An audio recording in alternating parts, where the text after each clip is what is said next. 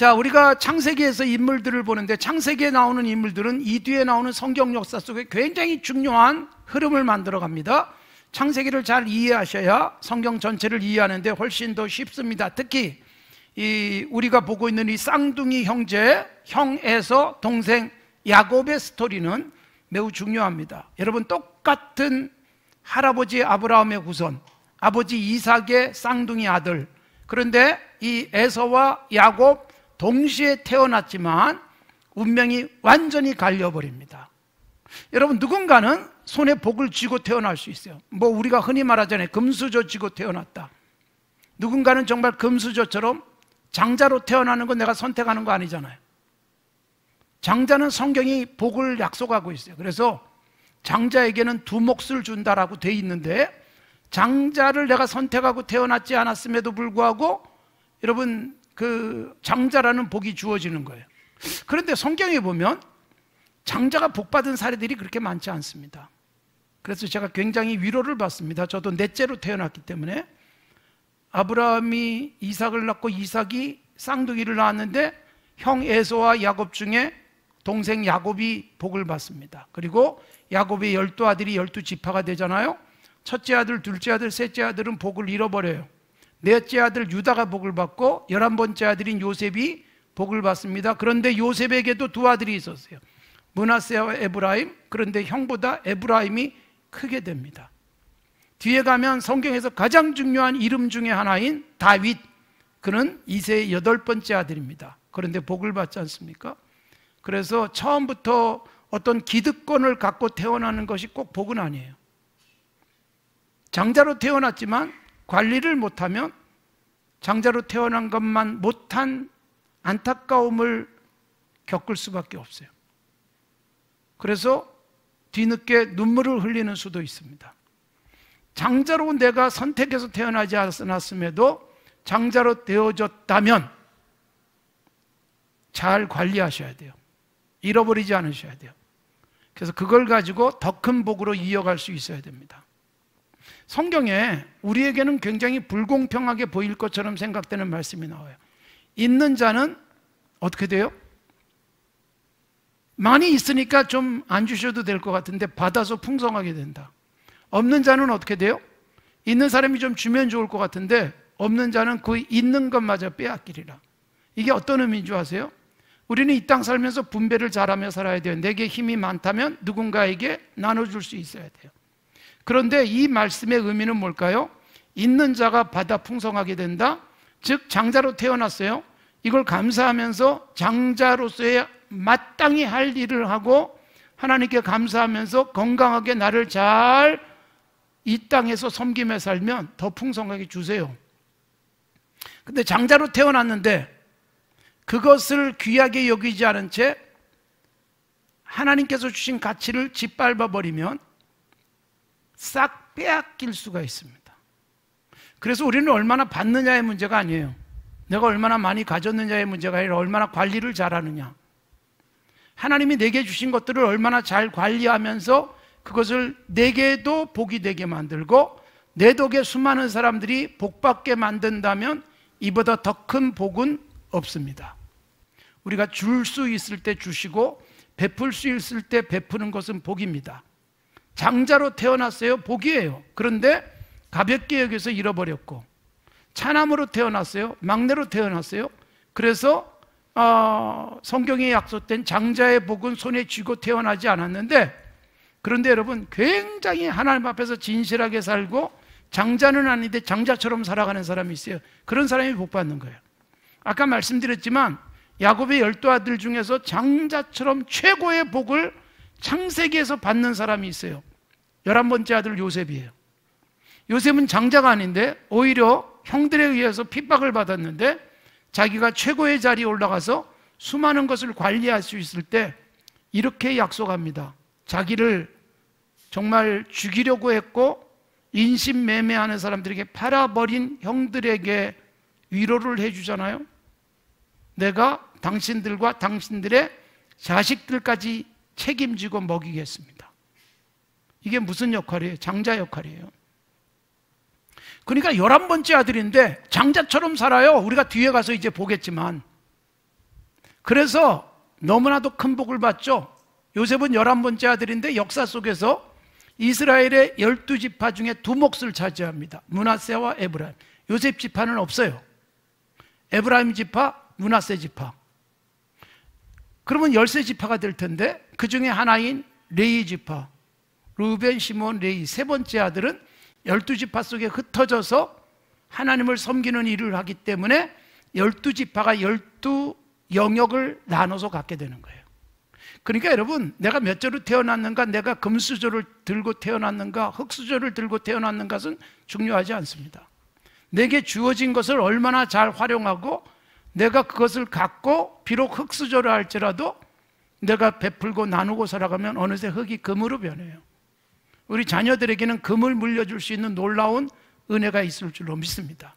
그래서 야곱은 여러분 둘째로 태어났어요.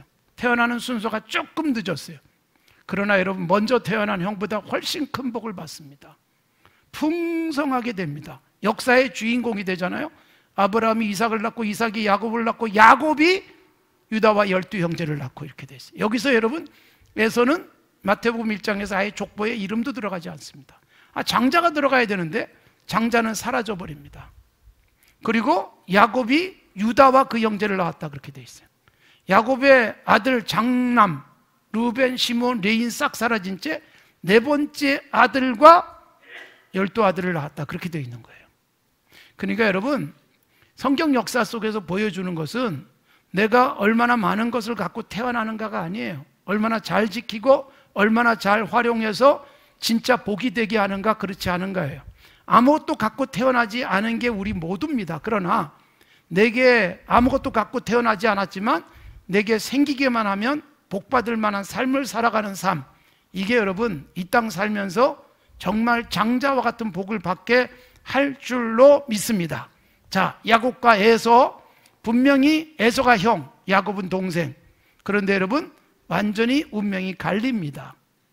야곱이 장자와 같은 복, 에서는 그야말로 모든 것을 잃어버린 자가 되고 오늘 본문에 보면 뒤늦게 후회하면서 울게 되잖아요. 사랑하는 성도 여러분, 웃으면서 시작했다가 울고 끝나는 사람이 있는가 하면 여러분 힘들고 벅차게 시작을 하지만 웃으면서 인생이 마무리되어지고 인생 전반에 거쳐서 정말 화려하게 웃을 수 있어요. 찬란하게 인생이 빛날 수 있어요. 그것이 진짜 복이지 않겠어요? 자, 오늘 본문 말씀, 이제 이삭이 아들 에서 장남에게 축복을 하고 싶었어요. 그런데 야곱이 속이고 복을 가로챘습니다. 자, 지난주에도 말씀드렸어요. 과정의 정의.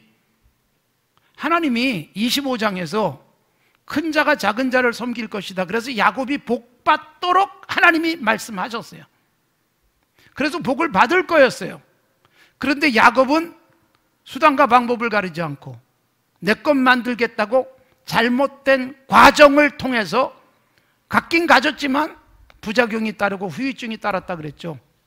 복은 느리지만 불편하게 살아요. 험악하게 살아요. 하나님께서 야곱에게 주겠다고 했는데도 그냥 수단과 방법을 가리지 않고 먼저 갖겠다고 생각하니까 부작용이 따라오는 거예요. 우리가 여러분 하나님이 주실 텐데 그래서 순서를 기다리고 하나님이 우리에게 원하시는 정당한 과정을 잘 거쳐야 복도 누리고 평안함도 누립니다. 자, 에서는 어떻게 됐어요? 에서는 여러분 잃어버립니다. 자, 야곱이 아버지를 속이고 축복을 가로채버렸어요. 그러고 난 다음에 에서의 등장, 이게 오늘 읽은 말씀에 나오는 거예요. 아버지가 원하시는 별미를 가져왔습니다. 여러분, 이삭이 깜짝 놀랍니다. 아니, 조금 아까 별미 가지고 와서 축복을 받고 나갔는데 넌 도대체 누구니? 그랬어요. 우리가 여러분 별미를 드리고 축복을 받는 모습에서 오해하지 마십시오. 뭐 별미 헌금을 하고 축복받으려면 별미를 드려야 된다, 그렇게 오용되는 경우가 있지만 진정한 별미는 뭘까요? 이 세상 살아가면서 아무도 안 하려고 하는 선한 일, 별미예요. 그거 내가 아셔요. 불편해서 그 길 아무도 가고 싶지 않는데 그 길 가는 사람이 있어요. 그 별미예요. 그렇게 살면 하나님이 놀라운 복을 주십니다. 내가 남들이 하고 싶지 않고 남들은 아까워서 못하고 남들은 여러분 불편해서 안 가는데 내가 기꺼이 하나님 앞에서 많은 사람들이 안 하는 그 일을 했더니 하나님에게는 그게 별미잖아요. 와, 특별한 대접이에요. 그래서 하나님이 엄청나게 복을 주시는 거예요. 그래서 별미에 대한 오해를 하지 마십시오. 야곱의 별미는 우리들이 뭐 복 받으려면 뭘 가져와야 복 받는다는 게 아니라 세상을 살아가면서 별미 같은 삶을 사셔야 돼요. 그러면 하나님이 복은 자연스럽게 따라오게 하셨어요. 자, 에서가 별미를 가지고 왔는데 이삭이 깜짝 놀라죠. 그리고 그러면 누가 왔다 간 거지? 야곱이네. 그리고 여러분 오늘 본문에 보면 우리가 이삭의 마음이 어땠을지를 느끼게 만드는 구절이 나오는데 33절, 이삭이 심히 크게 떨며 그랬어요. 이게 무슨 뜻일까요? 우리는 이렇게 오해할 수 있어요. 아이고, 내가 야곱에게 속았네, 부들부들 떠는 거. 아닙니다. 사실 여러분 정확하게 성경을 읽으면 이런 거예요. 원래 태어나기 전부터 하나님은 야곱을 선택하셨어요. 작은 자를 선택하셨어요. 알고 있어요, 이삭이. 그런데 이삭이 나이 들면서 젊을 때는 아주 확실하고도 분명한 하나님의 뜻을 볼 수 있는 영안을 갖고 살았는데 나이 들면서 노안이 오죠? 실명까지 되죠? 하나님의 뜻을 볼 수 있고 깨달을 수 있는 영적 눈마저 완전히 막혀버려서 자기가 별미에 매달립니다. 먹는 것, 나에게 잘해주는 사람, 우리가 여러분 살면서 그럴 수 있어요. 내게 선물 주는 사람, 나에게 아첨하는 사람, 기분 좋을 수는 있지만 분별 잘 하셔야 돼요. 거기에 속어 넘어가지 않도록 하셔야 돼요. 나를 계속해서 때로는 쓴소리도 하는데 그 사람이 옳은 사람일 수 있어요.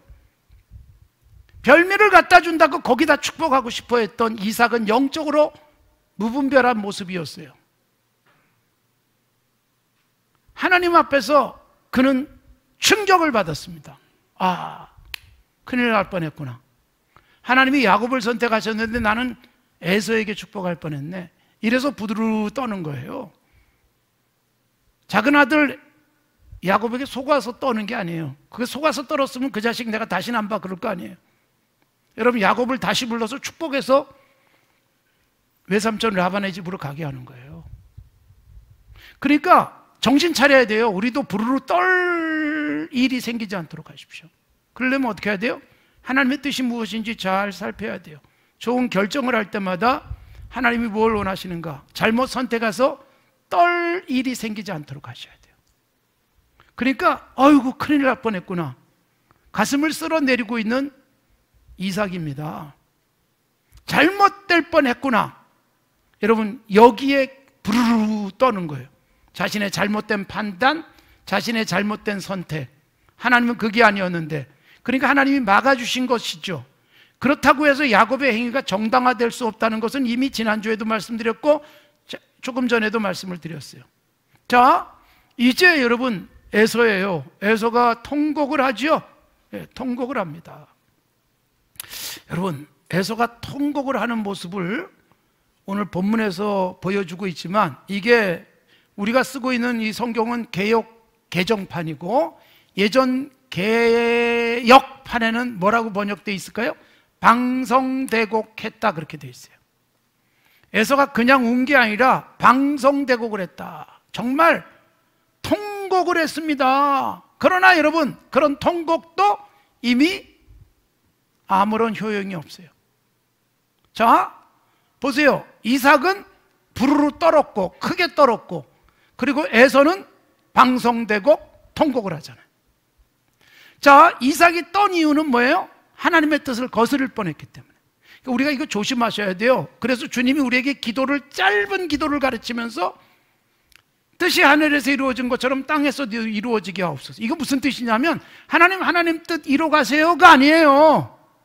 내가 손해를 볼지언정 하나님의 뜻을 이룰 수 있는 삶이 되게 하옵소서. 하늘에서는 하나님이 하나님의 뜻을 마음껏 이루어가시지만 문제는 나예요.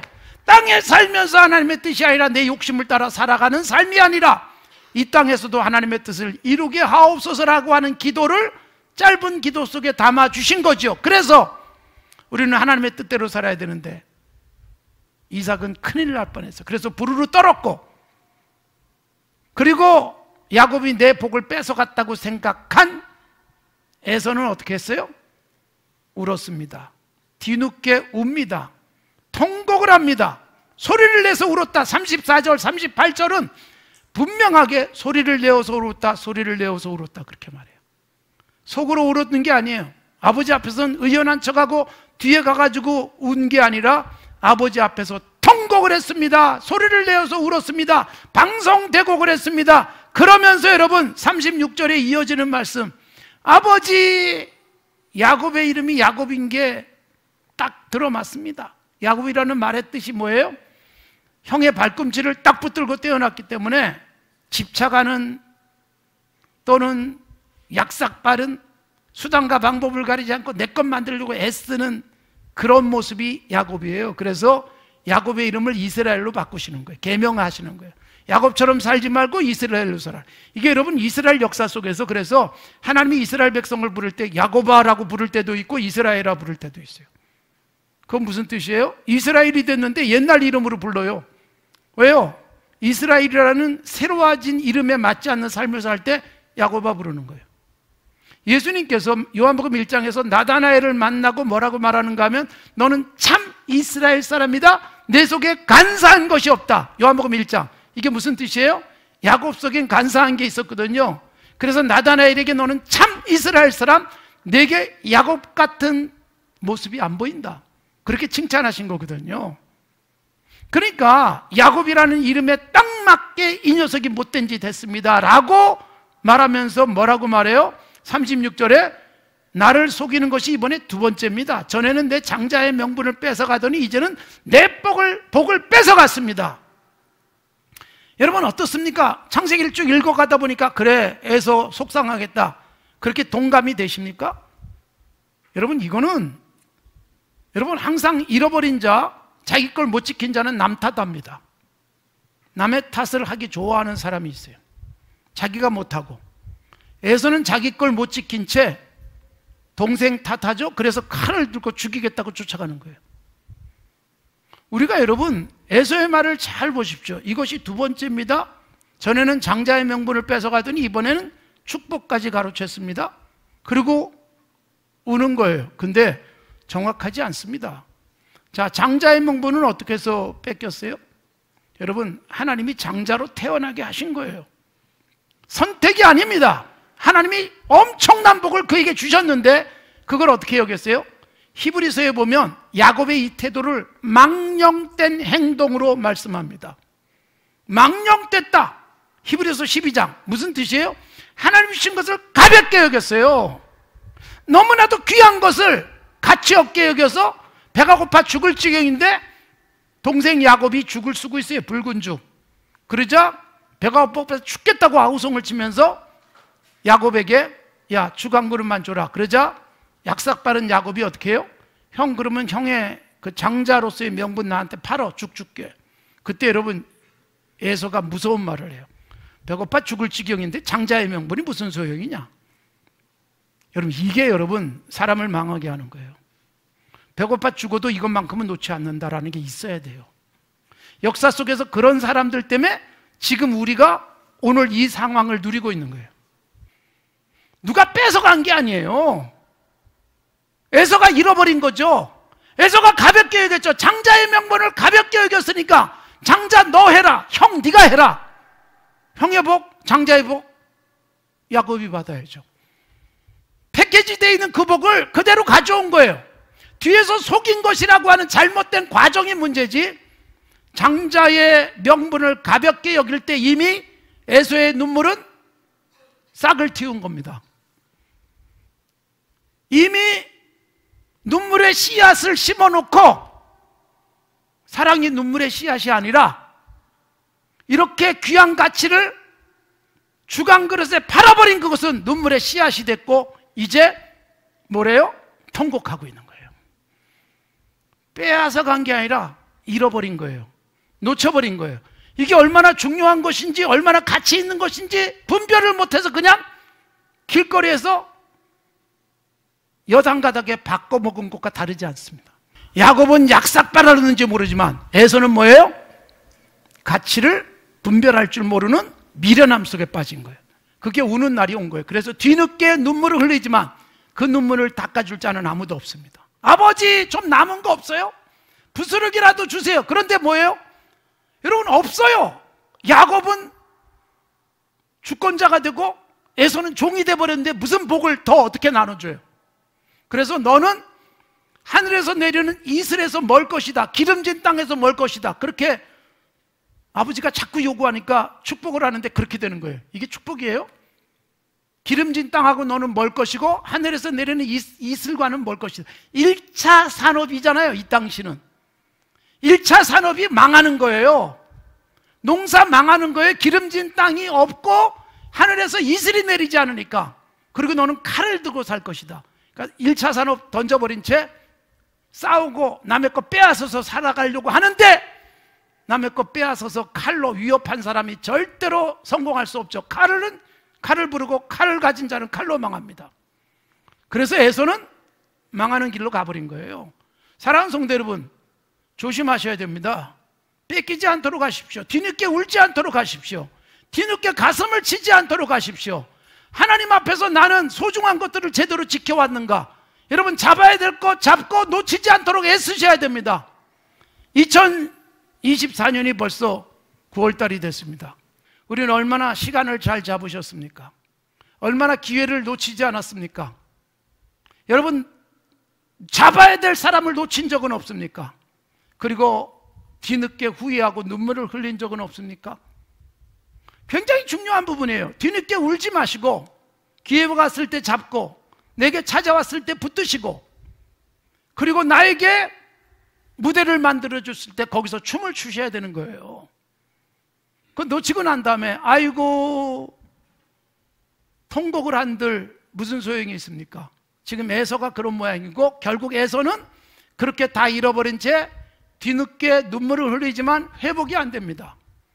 결국 그는 야곱의 종처럼 살아가는 거예요. 역사 속에서 종이 되는 거예요. 역사 속에서 아웃사이더로 전락돼 버리고 마는 거예요.